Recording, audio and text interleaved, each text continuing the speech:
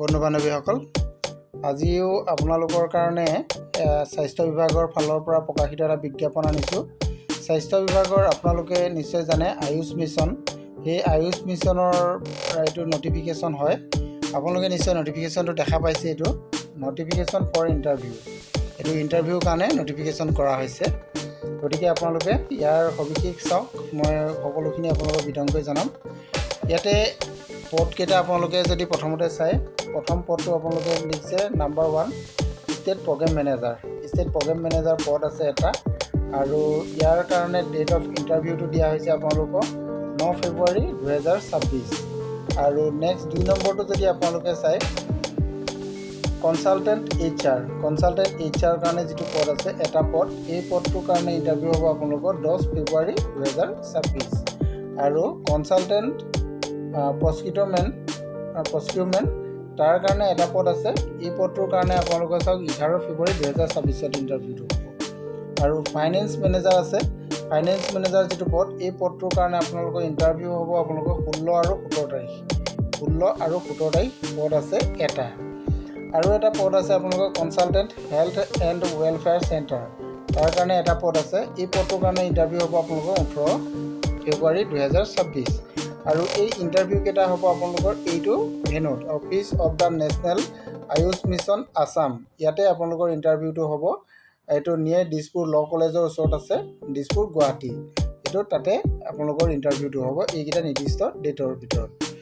আৰু যিকেইটা আৰু পদ আছে, এই পদকেইটা আপোনালোকে যদি চাই, নেক্সট যিটো পদ আছে এইটো মেডিকেল অফিচাৰ আয়ুষৰ কাৰণে, এইটো ৰেচিডেণ্ট আৰু বেডেডৰ কাৰণেও আছে।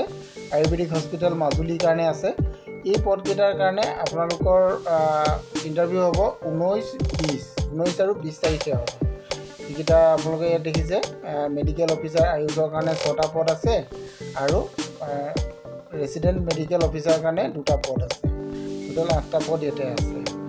আৰু এটা পদ আছে, এইটো হৈছে আপোনাৰ ডিষ্ট্ৰিক্ট প্ৰগ্ৰেম মেনেজাৰ আয়ুষ, ইয়াৰ কাৰণে পদ আছে 27টা। আৰু এই পদকেইটাৰ কাৰণে আপোনালোকৰ 21 ফেব্ৰুৱাৰী আৰু 23 ফেব্ৰুৱাৰীত ইণ্টাৰভিউটো হ'ব। ইয়াৰ ইণ্টাৰভিউটো হ'ব আপোনালোকে চাওক, এইটো গভৰ্ণমেণ্ট আয়ুৰ্বেদিক কলেজ জালুকবাৰী গুৱাহাটী, এই এড্ৰেছত আপোনালোকৰ ইণ্টাৰভিউবিলাক হ'ব। এতিয়া আপোনালোকে যিসকলে এই পদখিনিৰ কাৰণে আবেদন কৰিছিলে তেওঁলোকৰ কাৰণে এইটো কোৱা হৈছে, আৰু তেওঁলোকৰ চিৰিয়েল নাম্বাৰসমূহো ইয়াতে উল্লেখ আছে, আপোনালোকে চাব পাৰিব। গোটেইখিনি চিৰিয়েল নাম্বাৰ ইয়াতে উল্লেখ কৰা আছে। আপোনালোকে এই চিৰিয়েল নাম্বাৰ ৱাইজত নিৰ্দিষ্ট তাৰিখত আপোনালোকে ইণ্টাৰভিউ হলত যাব লাগিব।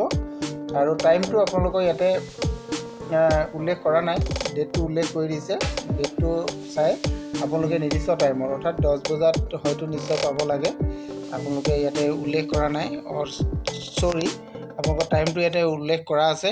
ৰিপৰ্টিং টাইম 9:30 AM, 9:30 AM আপোনালোকে পাব লাগিব সেই নিৰ্দিষ্ট এড্ৰেছত।